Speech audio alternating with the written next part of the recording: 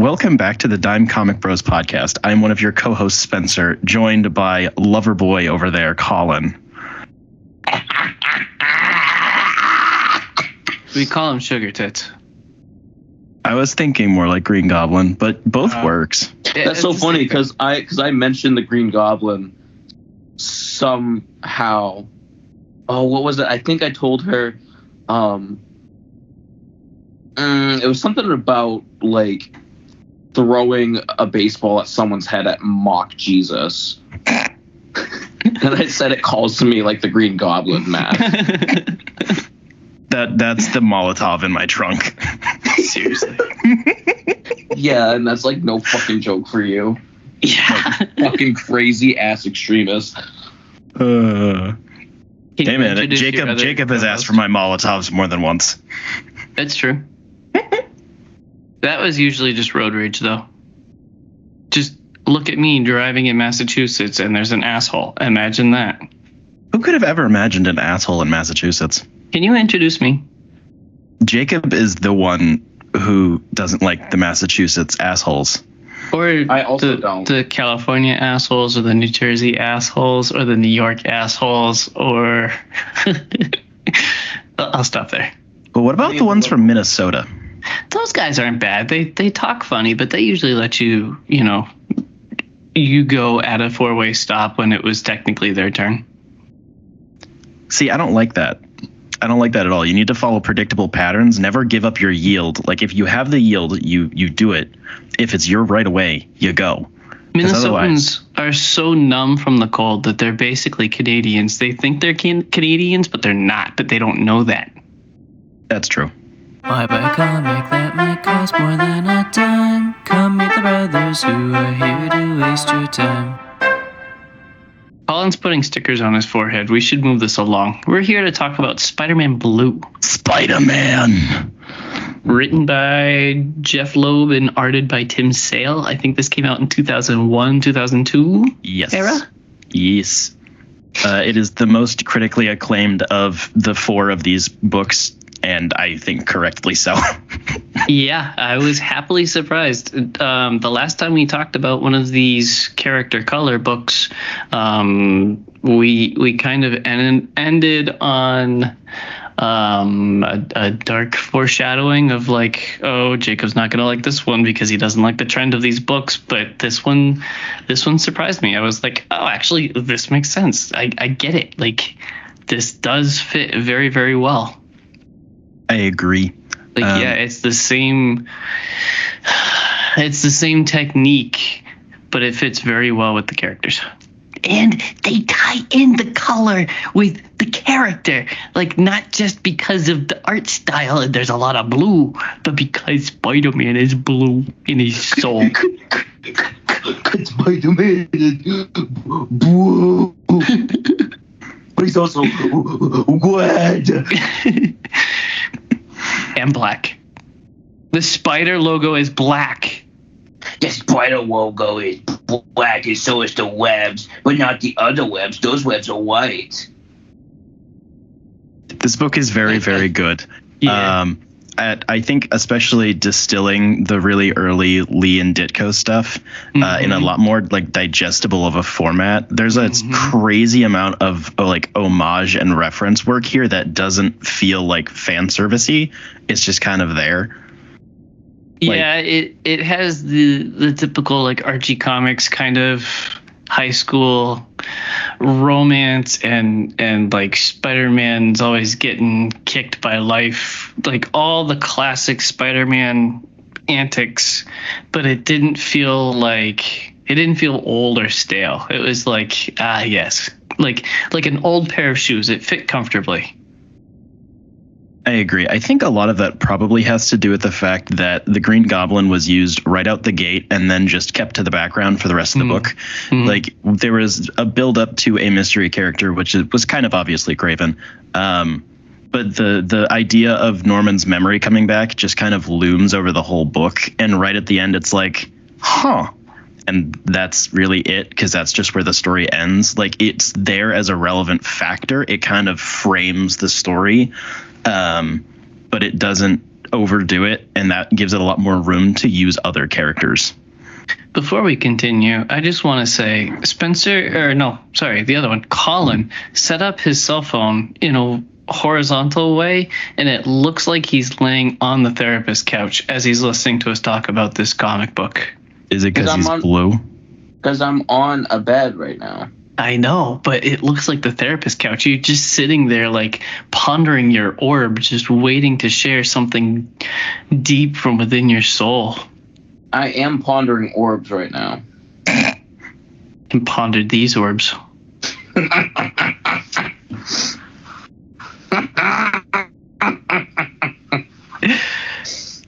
How long is he going to be like this? I don't know. I don't know. Because I'm also very low on sleep. Oh, we get goofy Green Goblin Collin. Not cranky Green Goblin Collin. Because everything's working out so well, except for my deadlines, but everything's working out so well. He's literally Peter Parker. Wow, guys, life is so great. Nothing could go wrong right now. No, wait 5 minutes. That's me. I'm literally Peter Parker. His foot gets run over by a bus.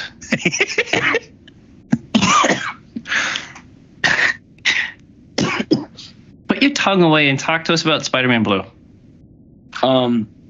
So I do have to be dead ass.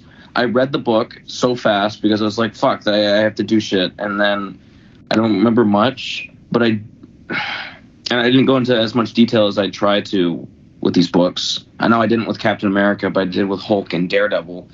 Like reading the extra notes and shit in the back and whatever. But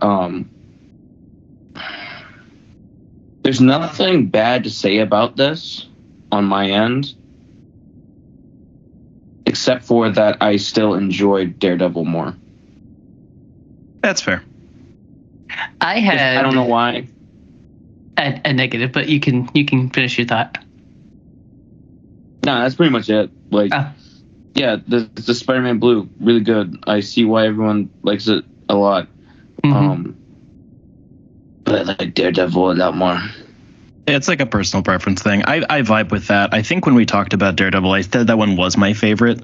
I think it's just the one that made a bigger impression on me. And also you're a Daredevil simp. No, that would imply that it's mediocre penis. Thank you very much. And we know that Matt Murdock ain't slinging no mediocre dick. It's Catholic dick, though.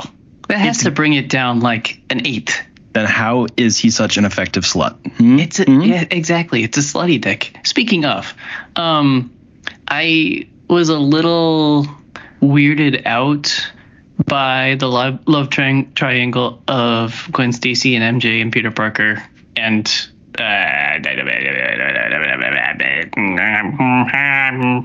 Harry. They just all yes, thank you, Harry. I kept thinking Norman. Oh, don't get me going about Gwen Stacy and Norman Osborn. Hold on. Let me finish my thought. It was mixing the timelines of, like, Peter Parker knows that MJ is his wife now in the future, but in the past when they're doing the weird relationship, does she like me, does he hate me, I don't know, I'm gonna go out with this guy, MJ just comes across as kind of slutty and just will take whatever she can get, and that made me a little weird because that's the sluttiest I've seen her. Like, yeah, she's outgoing, but she hasn't been slutty as far as I know. Yes, she has. Always. Especially in the Spectacular Spider-Man. Slutty girl. I think this is a matter of opinion in how you read it. Not usually how she's portrayed.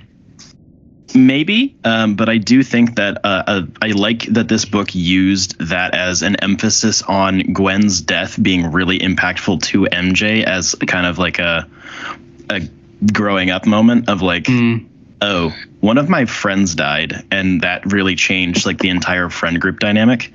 It was really good in the last issue when MJ finds Peter recording like all of his thoughts and regrets and whatever, and she's like, "Oh no, I get it. Actually, peace." Yeah, dude, that was gut wrenching. I remembered it was coming, and I was like, "Oh, that's so awkward." And I was like, "Oh, right, that's why she's waifu, because she's like normal about this, actually." Yeah, that was really, really cool. Spider-Man go thwip. Spider-Man, what do we go flip? It felt like they used Spider-Man's villains like quite well. Like they weren't just there for, a one-time appearance and then that's it. Like, I don't know. It could have been cheap like that of like, oh, new issue, new villain. It just felt like natural how they showed up and messed with the Spider-Man. Yeah. You guys are just full of thoughts. Gwen's a baddie. Yes. This is true. Spencer has the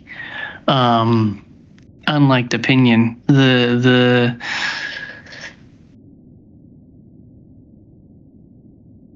having a hard time wording the opinion you love to have because it pisses everybody off.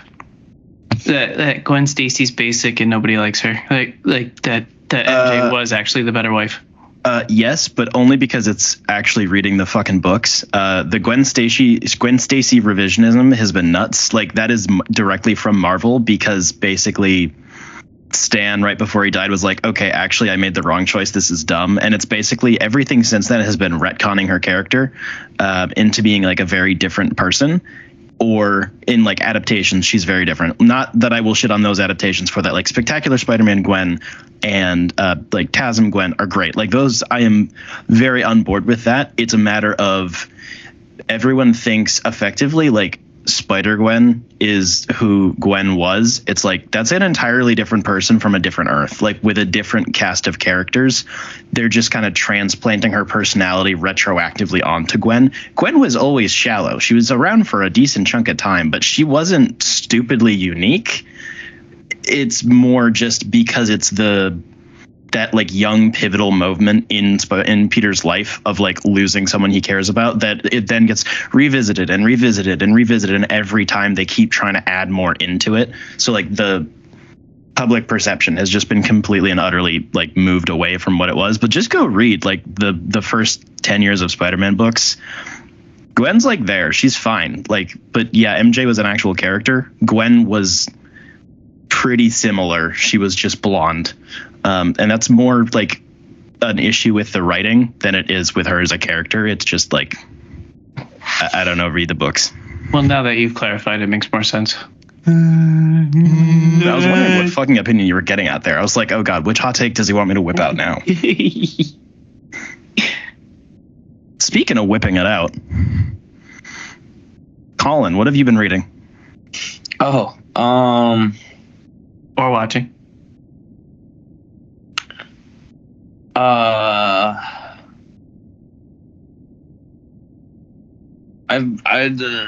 Nothing really.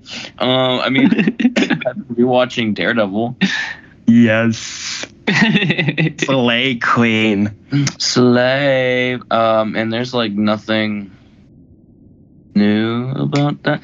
I mean, I do have some comics I need to read, but I haven't because my comic deadline. True. So, give me a question. Fuck me. I haven't done this in a while. That's a lie. Have we asked you some of your favorite Spider-Man suits? Ooh. Because there are 1.5 billion of them. No, you have not. I don't think you might have actually. Maybe like way back when we started doing questions. First year, yeah, you guys have. You should revisit it. What are some of your favorite Spider-Man costumes? You can do Miles, you can do 2099, you can do all of it. Any Spider-Man costume ever. Top 5. Okay. Sure. Steve Ditko, original. And I'm not saying blue and red, black and red. Amazing Fantasy 15, let's go. Because that's the original Spider-Man suit. So original Spider-Man suit. There was a really good Amazing Fantasy like gag in Spider-Man Blue. It was really funny. I don't remember that. It was funny. Flash was retelling his story of getting rescued by Spider-Man, and all the girls are like, "Oh, what an amazing fantasy!" And it was. Oh.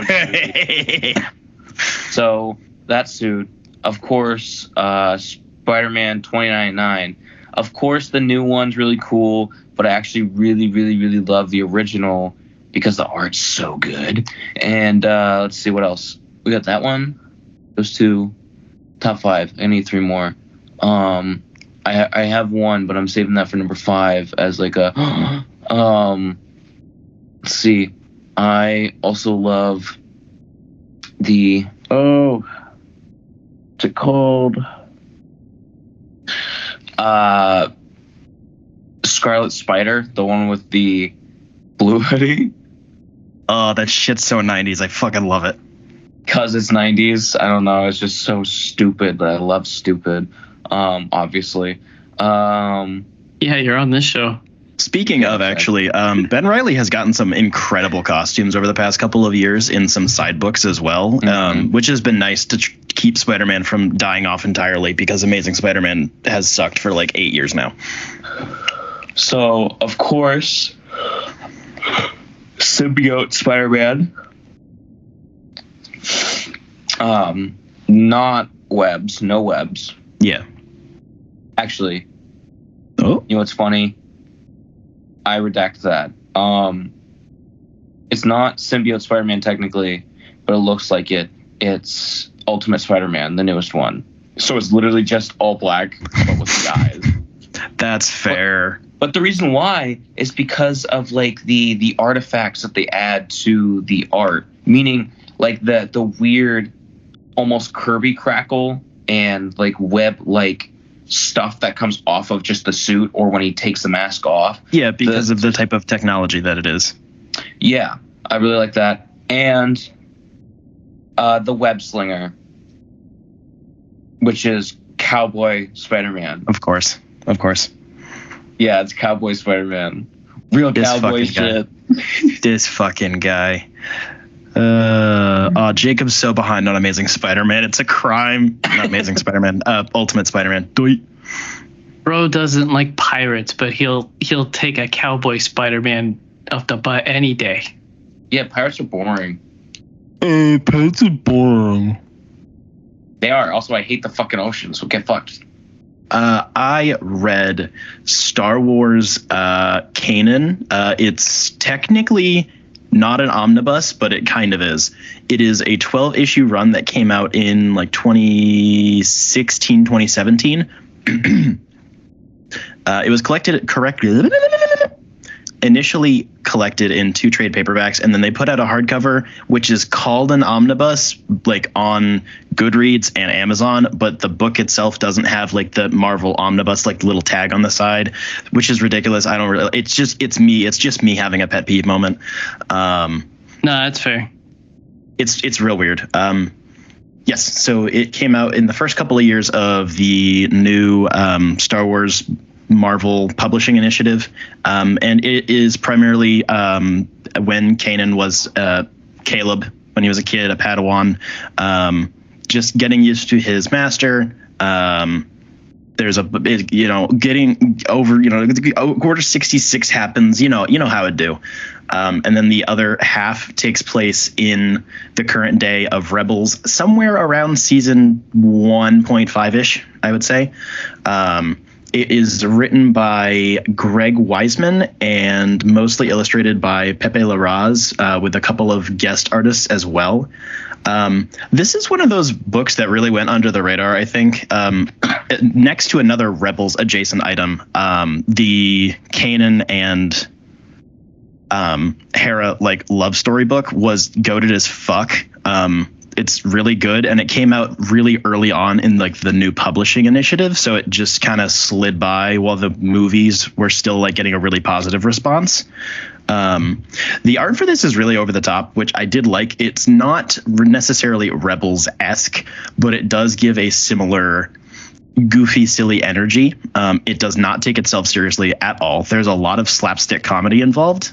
We get to meet one of Kanan's mentors when he's like post the purge, just trying to learn how to be a dude, which is really cool because Kanan is one of like the best Jedi in Star Wars canon. Like, not just necessarily skill level, because definitely not skill level, but in terms of like being a person and also being a Jedi, like his level of interpersonal quality and his understanding of the Jedi tenets is off the charts. Like he is like one of the only ones who found balance between being a Jedi and also being a nomad and also having a family. Like, I don't know. It's really nice to be able to see a lot more of that backstory referenced.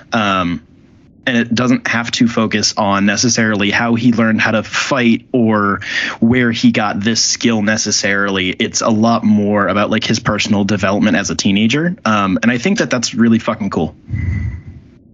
Collin looks like he had an interjection. Yeah, a little bit. When you were saying the best Jedi, and then I was at first going to disagree with you. I was like, what the fuck? And then you started talking about like, like what it means to be a Jedi. I'm like, no, yeah, you're right. You're right about that. Yeah, no, if we're doing like power scaling or whatever, like he's a lot higher up than people seem to think, but he's high. Yeah, but sure. It's interesting because on the one hand, his lack of formal training and being cut off from the Jedi so early is simultaneously what holds him back so much, but also is the reason why he's able to be a fucking person. Like he then had to learn how to exist on his own, how to survive, how to make money, how to make friends, and then he grew up and then like slowly continued his ongoing education in the background. And like joined the cause and all of that stuff. I think that also just shows how good he is too. Like, so you've been cut off from any form of like, hey, let me give you a hand and show you how to do things. He has none of that, where it's just, oh, I guess I'm learning this all on my own. So that shows how good he is in general. Right, and instead of, like, we see a lot of other Jedi where they go into hiding or, like Luke, they go into exile and they also try to take a bunch of artifacts and not books and shit with them, like, in a sense, because they want to kind of either reestablish the order or kind of to hold out the tradition itself. Kanan just kind of picks stuff up as he goes, and he's like, oh shit, this is a holocron, I should learn from this. And then he's like, all right, I'm done with that. Yeet. He doesn't, like, he's good at understanding the tenets and how to apply them as a human being in the galaxy rather than just being like a Jedi, like religiously, if that makes any semblance of sense. Yes. Okay. Most of the art was really good. Again, very cartoony, very over the top, fantastic coloring. I don't really have any criticisms. The only thing that I have, it's a classic of all pretty much everything Star Wars, either comic or book, is it always takes place in two different time periods or with two different stories that intersect at the end, which makes it really hard to place on a chronological timeline. It is a personal peeve because it's a classic Star Wars trope, but it does mean that like the book has bookends inside the book, which are like, well, this takes place during Rebels, but the majority of the book actually takes place like after the Clone Wars. And it's like, well, where do I put this on my shelf? I don't want to alphabetize all my shit. I like having chronological order because it's fun. It's just a personal peeve thing. But I think because this was also 12 issues, it had a lot more room to utilize that space instead of it feeling like an obligation. I think I got this for like $30 off of Amazon. It's out of print right now in the hardcover form. I believe you can still get the two trades. Definitely worth reading for sure. Jacob. I watched a TV show. Yakub, what are you doing? I watched Hit Monkey, the first season. It came out in 2021. It's a Hulu exclusive. It is a Marvel property. Freaking an assassin is killed near some monkeys, and then his ghost haunts the closest monkey that caused the fight or whatever. And it's a kind of buddy cop story of the Hit Monkey getting revenge for his whole monkey tribe getting killed, and he's quote unquote haunted by the ghost of the assassin who teaches him new assassin tricks.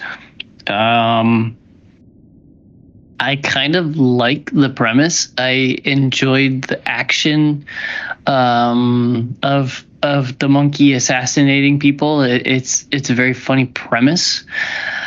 Jason Sudeikis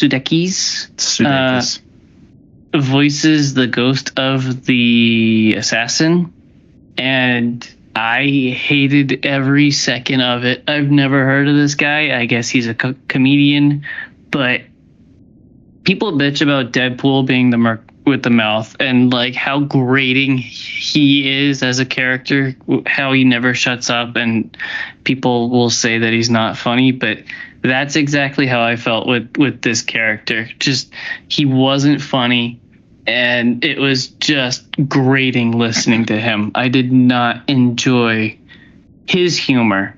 The animation style was pretty cool. It felt kind of cheap. I guess I would compare it to like Archer, but probably a little bit better. There's some cool voice actors in the show, and apparently season 2 amps it up quite a bit with recognizable names. I was just looking at it. I was like, oh shit.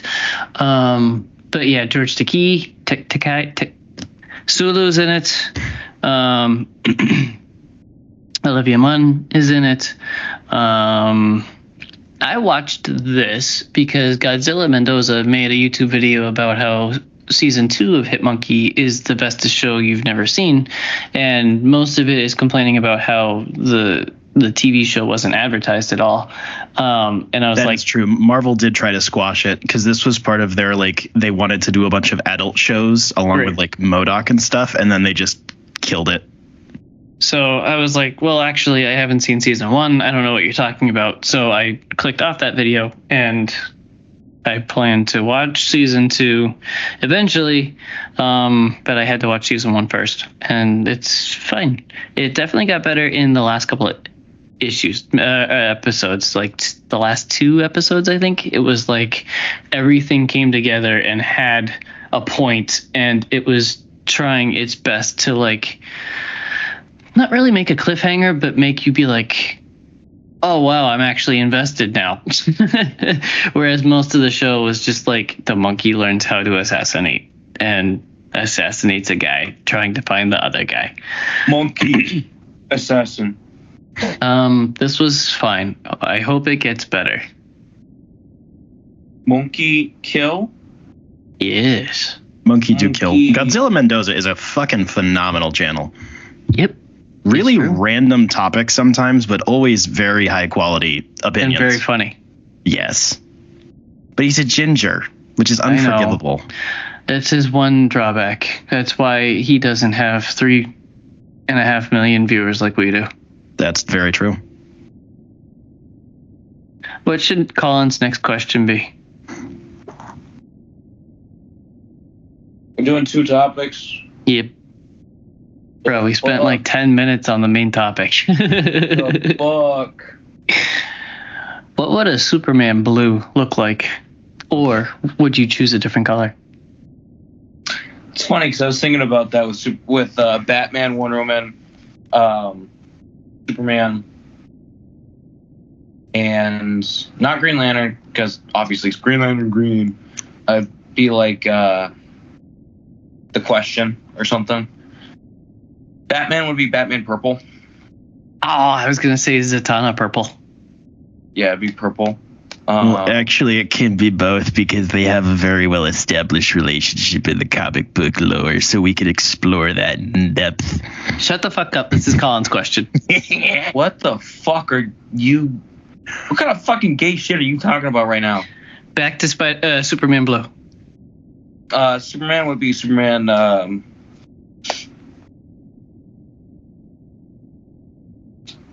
Superman red. Be Superman red. Because it would be red cape and shit. It'd be focusing on that in some aspect. Superman red would have to deal with Would you recognize Red Sun? No. It would have to do with like I guess I'd have to jump on the bandwagon of a story between Superman, like Superman being a dad and dealing with his kids, but it would also coincide with him and his relationship with his on-Earth father and his Kryptonian father, but it would mainly focus on how his relationship with his farm daddy would be, because it would depict Jor-El as something callous and cold and something of just because it's just a computer rendition of his father. There's no soul really, even though you can have that. We've obviously seen that you can have that, but it wouldn't be. I wouldn't do that because I'm focusing on like how Superman can juggle between being disciplinary and then being loving, even though Superman doesn't really have a hard time with that, but he can see how his son is like him, but his son is different because he is his own person. So he's seeing that his son is more hot-headed because of his wife is his son's mom. So he takes after her, but has his superpowers.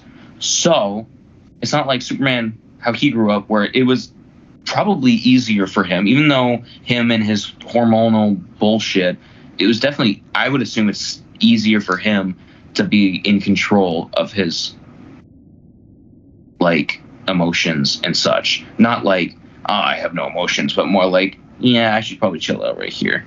But his son has a hard time with that because he is also Lois Lane's son.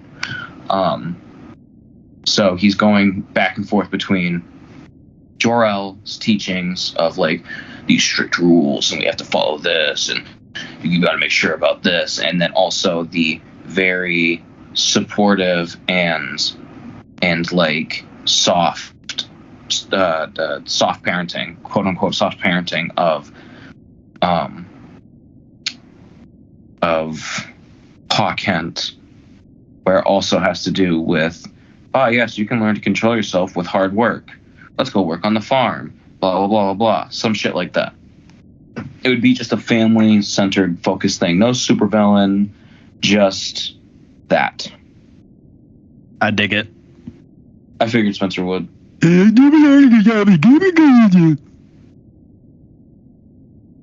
Yep, Superman Red. It's about daddy. Yes. Speaking of dad. And then Batman Purple would be about moms. Of course it would mommy issues. That's why he was like great friends with Zatanna when they were younger, because she has mommy vibes. I love how the first time I said that you were like, what the fuck? And now you're like, yes, yes, Me? Yes, you, Collin. What about Zatanna? He's the memory of a goldfish. She has mommy thighs. That's not what I said. Yeah, that's what I heard. Yeah, how long ago did you say this, Spencer? 5 minutes. Yes. Moving on. I never freaked out over her being mommy vibes. Oh my God. Okay. Spencer. Speaking of purple, I also read Star Wars Mace Windu, the Twilight Run, which takes place prior to the Clone Wars and I think, prior to the Phantom Menace or close to it. It's about Mace Windu being told to go recover a weapon because the weapon is very dangerous and it would be bad if bad people got it, but it would be good if good people got it. This was kind of butt. I'm really disappointed because the other canon Mace Windu miniseries is fine. I'm going to be reading the canon novel that just came out pretty soon, which also does not have a great reception, which is just disappointing because I feel like the character has a lot of potential depth that is just not really delved into because people rely on the fact they're like, oh, well, it's Samuel L. Jackson, so he's cool and shit. It's like there's a lot of you can give him a lot of depth within the cool, cold badassery. Like Clone Wars did that really well, but he just feels like a normal Jedi in this book, and not in a way that felt meaningful. It just felt like a Jedi goes on a mission to get a thing. They meet a person who they're like, I disagree with you, but I have to work with you. And it tries to lead up to like a weird like kind of religious cult that wants to eliminate like the like Force users or something. It's really weird because it felt like it was meant to tie into something else, whether it does into the book or something, I don't know, but it felt like they were trying to make like a specific antagonist for Mace Windu, and it's just not, there's nothing of substance at all. It's like whenever Star Wars dives into the idea of droids being actual sentient creatures, and then they completely fuck up the slavery allegory every single fucking time. And they keep doing that over and over again, and they just refuse to fix it. It's kind of like with that, where they gesture at something and then they refuse to give it any depth. And on top of that, the art for this wasn't very good either. Yeah, I had like no feelings after this one. It was written by Mark Bernardin, who's a decent writer from other stuff I've read from him. And the two primary illustrators were George Gianti and Dexter Vines. I'm not familiar with either one of them. I thought that the colorist did a pretty good job. I'll give it that. There were some decent character designs. It's just the fact that this is the second go ahead at like a character-based miniseries for this character. It's not a direct sequel or anything, and they basically do the same boring ass Jedi goes on mission and does thing, but with no real internal implications for the character, no real development or like characterization given, is just really fucking annoying. Because most of these other like character specific books have actually been really good. I just don't know what the fuck it is with them and Mace Windu and not giving him his dues. And this is also really recent. This came out last year. I bought it for cover price of I think $16 from Jetpack, and I wouldn't recommend it low key for anybody other than like a retarded completionist like me. There's just nothing here. Like, this will go on a Wikipedia article, and then nothing in here will be referenced again, because it's like, oh, well, that could have been this could have been this other thing, and then, well, that could be that thing. And it's like nothing here was developed enough or given enough attention to really be used again. So, blur.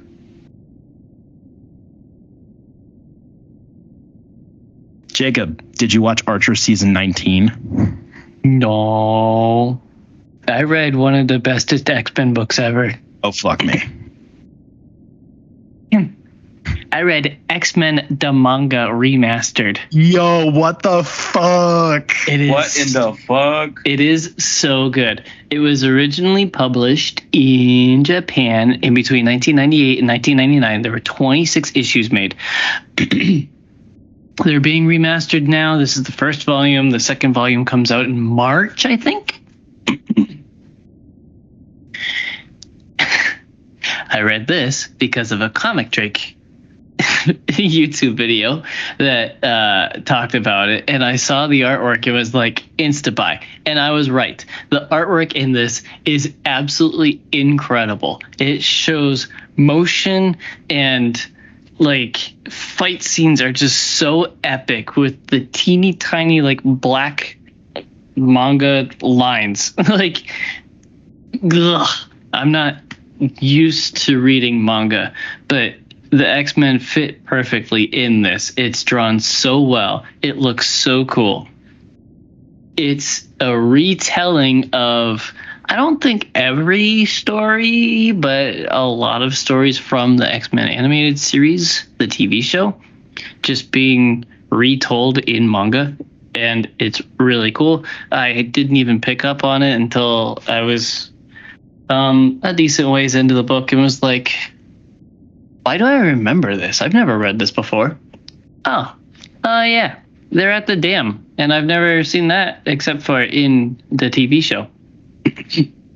One thing I have to say, we're still in New York. Yeah, slavery at a dam. That's a very unique idea. One thing I have to say is that faces weren't consistent between issues.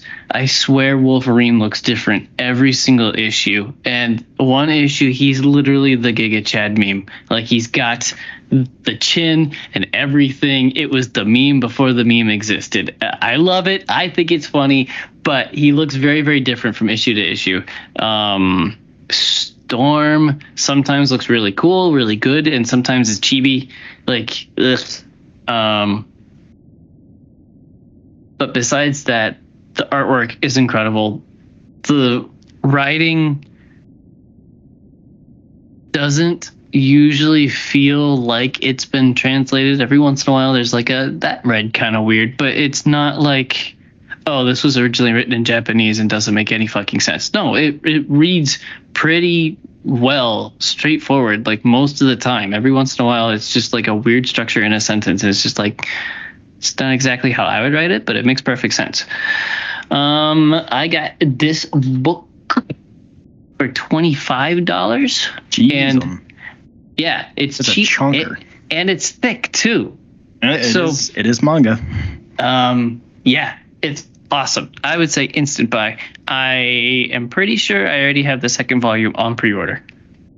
Damn. Very, very good.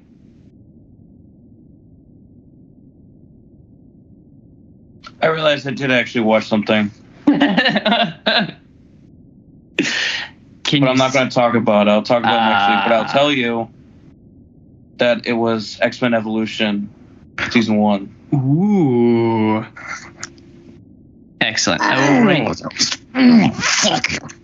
will write down in my notes that you have this review ready to go so that we can remember next week. No, 2 weeks from now. Yes.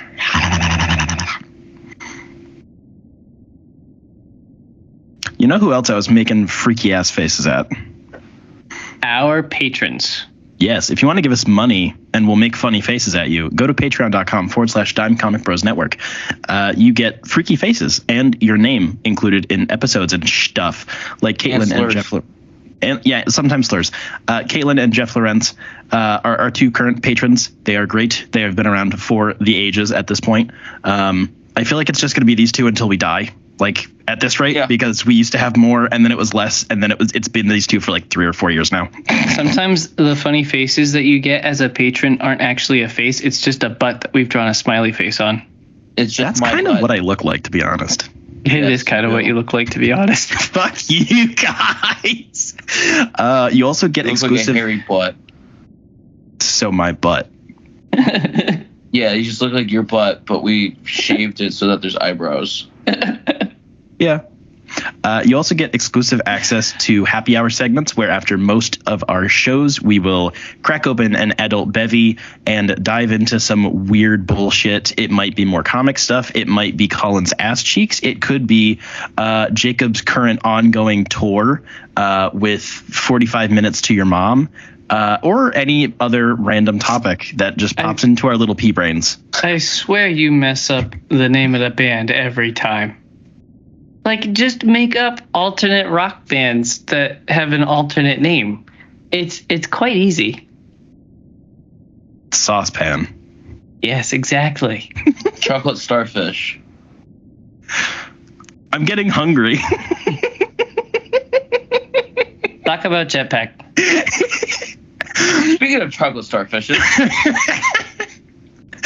Our partners over at Jetpack Comics and Games in downtown Rochester, New Hampshire are a great local comic shop for all of your comic book and comic book adjacent needs, like tabletop games, card games, assorted statues, random weird shit. I don't know, nerd stuff. Go buy nerd stuff at nerd stores because Amazon is doo-doo feces and Doo-doo feces! I love when he does that voice. And nerd stores are like barely staying afloat right now. So go give them your money instead of, I don't know, whatever else you do with your money. Go to the club. Or alternatively, you can go to the club, take one of the entertainers, pay for an hour, and then go to a local shop and then introduce her to some stuff. Or vice versa, you can bring the shop to her. Spencer, stop talking about your life. Shut the fuck up, you dickhead. You can open up her mind instead of open up her shirt. Exactly. And she'll respect you for it because you treated her like a human being for an hour. Just talk to her about Warhammer. It's more fun. Next week is going to be Gaming Bros, where Spencer and I talk about video games and video game news and a video game movie or show. And more video games. Tune in then. Yes, there will be many PC Gamer and Kotaku articles. Or will there be? One never knows with this fucking show. That's true.